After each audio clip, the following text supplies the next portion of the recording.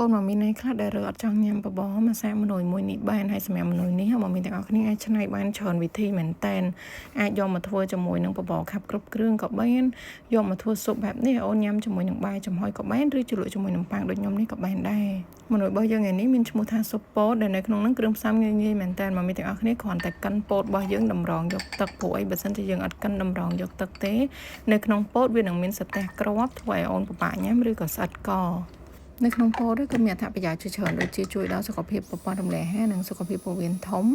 ជួយដល់ភ្នែកឯដែលសំខាន់គឺជួយដល់សុខភាពបេះដូងហើយសម្បូរទៅដោយអាហារូបត្ថម្ភហើយនិងវីតាមីនផ្សេងៗដែលរាងកាយអូនត្រូវការមួយទៀតគឺគ្រប់គ្រងកម្រិតជាតិស្ករនៅក្នុងឈាមហើយជាប្រភេទអាហារ gluten free ផងដែរមិញហ្នឹងគឺខ្ញុំមកអួតឆ្នាំងមកមើលឆ្នាំងខ្ញុំឆ្កូតមែនតែវារៀលដោយសារបាតវាជាប្រភេទបាតសេរ៉ាមិចអញ្ចឹងវិធីធ្វើរបស់យើងបន្តទៀតងាយៗគឺយើងដាំទឹកបន្តមកទៀតយើងដាក់ការ៉ុតចូលមុនដោយសារការ៉ុតហ្នឹងវាក្រឆ្អិនមកមានទាំងអស់គ្នាអាចកាត់តូចៗអញ្ចេះក៏បានឬកិនយកតែទឹកការ៉ុតក៏បានដែរយើងបន្ថែមជាមួយនឹងម្សៅស៊ុបដែលមានរសជាតិថ្លើមហើយនឹងទឹកបន្លែផ្លែឈើសម្រាប់មីដែលមានអូនរៀងក្តៀនហើយពិបាកបត់ជើងហាត់សូវចូលចិត្តញ៉ាំបន្លែខ្ញុំណែនាំទឹកបន្លែផ្លែឈើមួយមុខនេះដោយសារក្នុងហ្នឹងវាមានផ្សំជាមួយនឹងបន្លែផ្លែឈើចម្រុះមានតាំងពីពេញប៉ោះប៉ោមផ្លែលម៉ើអីជាដើមហើយនឹងស្លឹកជាមួយនឹងស្ពៃពុយលេងអីដែរអញ្ចឹងវាជួយឲ្យប្រព័ន្ធរំលាយអាហារអូនធ្វើការបានល្អហើយសម្រាប់កូនដែលគាត់រើសបន្លែពេលដែលដាក់បន្លែច្រើនកពុលគាត់អត់សូវញ៉ាំបន្លែមកមានទាំងអស់គ្នាអាចសាកប្រើជាទឹកបន្លែផ្លែឈើនេះបានខ្ញុំធានាថាម្ហូបកាន់តែឆ្ងាញ់កូនកាន់តែចូលចិត្ត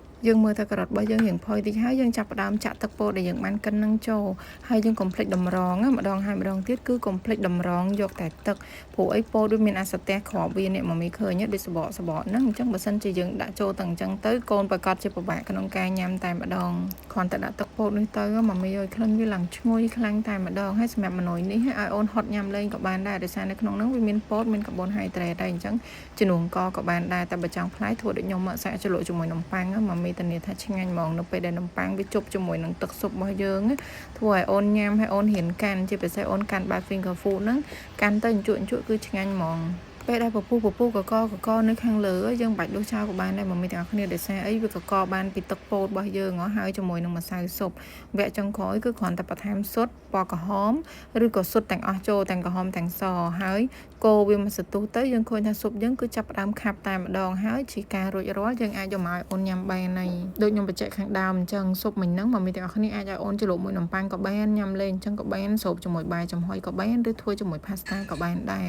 ហើយសម្រាប់អូនតូចពេលអាហារពេលព្រឹករបស់គាត់ណែនាំឲ្យមកមានទាំងអស់គ្នាធ្វើឲ្យគ្រប់ក្រុមអាហារមានបន្លែមានត្រីមានសាច់មានស៊ុតឡាក់គ្រប់ក្រុមអាហារមានបន្លែមិនមែនមានន័យថាតើតែបន្លែច្រើនទៅគ្រប់ក្រុមអាហារមិនមែនមានន័យថាតើតែសាច់ច្រើនទៅគ្រប់ក្រុមអាហារនោះទេឲ្យតែមានអាហារសាំងសង់អាហារការពារនិងអាហារលូតលាស់គឺគ្រប់ក្រុមអាហារសម្រាប់អូនតូចហើយអញ្ចឹងឥឡូវស៊ុបរបស់យើងឆ្អិនរួចរាល់ហើយអាចដួសដាក់ចានបាននិយាយទៅស្ដាយ BA អត់នៅតែចាំមើលពេល BA មកវិញសាកឲ្យ BA ភ្លក់មើលគេធ្វើមុខមិនដែរអញ្ចឹងសម្រាប់មីទាំងអស់គ្នាកុំភ្លេចបន្ថែមជាសាច់ផេតឬក៏បន្ថែមជាសាល់ម៉ុនផាត់ដូចខ្ញុំ